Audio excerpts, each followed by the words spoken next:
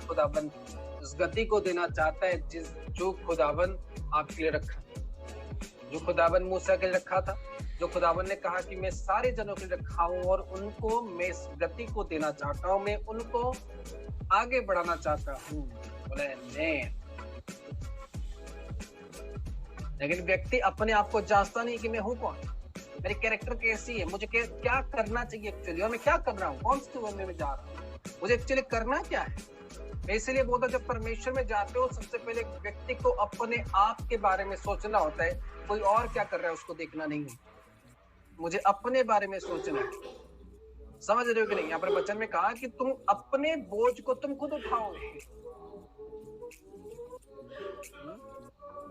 मैं आपको एक उदाहरण दे रहा हूँ, आप जा रहे हो कोई गाड़ी में या फ्लाइट मान लो या स्टेशन में जा रहे हो और आपके पास काफी सामान है, आप देख रहे हो कि दूसरा आदमी आपसे ज्यादा सामान लेके जा रहा है, वो उठा नहीं पा रहा और आपके पास भी सामान है, तब आप देखोगे कि क्या वो आदमी का सामान मैं उठा लूं? उठा सकते हो?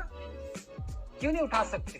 क्योंकि आपके पास खुद इतना सामान है कि आप अपने खुद के सामान तो नहीं उठा सकते, किसी दूसरे का सामान कैसे उठा सकते? समझ रहे हो कि नहीं मेरी बात? इसी तरह जब एक व्यक्ति परमेश्वर में आता है, अगर वो चाहता है कि मुझे परमेश्वर की मसीह के साथ बढ़ना है, परमेश्वर के अनुग्रह के साथ बढ़ना है, उसने कहा सबसे पहले तुम्हें अपने आप को जांचना होगा, अपने आप को पहचानना होगा और तुमसे जो मैं चाहता हूं उसी रास्ते पर तुम्हें चलना होगा। तुम्हारा बोझ जब तुम उठाओ, और तुम्हारा बोझ कोई उठा नहीं सकता, तुम्हारे पाप की माफी तुम्हें तभी मिलेगी जब तुम अपने कैरेक्टर को चेंज करोगे। बोले मैं, तुम्हारी गलतियों की, गुनाहों की, तुम्हारे श्राप की, बंधनों की तोड़ तभी होगी जब तुम अपना घुटना को झुकाओगे मैं, और पाप आपने किया और आप बोलोगे कि बेटा तू घुटना झुका दे, नहीं हो सकता। जब तक आप अपने घुटनों को झुकाओगे नहीं, जब तक आप अपने कैरेक्टर को चेंज नहीं करोगे, जब आप परमेश्वर के राइट टीचिंग्स को नहीं लोगे, जब तक आप परमेश्वर की सही शिक्षाओं को अपने अंदर पर लोगे नहीं, कभी भी आपके अंदर में परमेश्वर की वो अद्भुत मसा नहीं आ सकती, कभी भी आप भर नहीं सकते। समझ रहे हो कि नहीं? कभी भी आप भर नहीं सकते, कभी भी आप खुदावन की उस सामर्थ को, कभी भी आप खुदावन की उस एनॉइंटिंग को अपने जीवन पर ले नहीं सकते, क्योंकि आप अपने जीवन को चेंज नहीं किए, आप अपने लाइफ को चेंज नहीं किए। आपका बोझ आप उठा रहे हो, बोझ उठाना किसको है? आप ही को है, और आप अपना बोझ को भारी करते जा रहे हो। एक दिन बोझ इतने भारी हो जाएगी खुद उसमें दब जाओगे। बोझ एक दिन इतनी भारी हो जाएगी कि आप उसमें दब जाओ।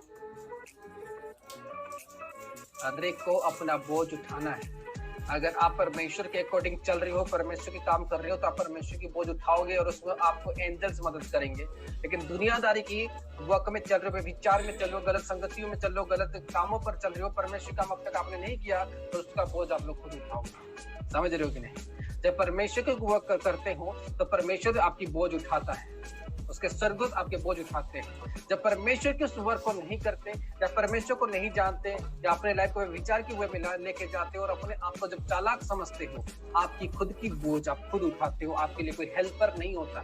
लेकिन जब आत्मिक वर्क में चलते हो, आपके लिए डिवाइन हेल्पर खुदाबंद देता है। समझ रहे हो कि नहीं?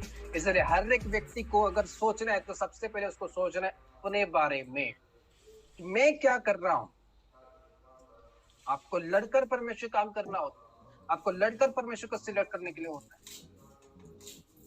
आप वो चर्च जाने से रोक, आपको कोई व्यभिचार के लिए फोर्स कर सकता है, आपको गलत संगति के लिए फोर्स कर सकता है, आपको कोई ऐसे काम आ सकते कि आप करो या ना करो, परमेश्वर के ऐसे चीजें आपके पास आ सकते हैं। लेकिन आपको उसी समय सिलेक्ट करना है कि मुझे अपनी लाइफ को आगे लेके जाना है।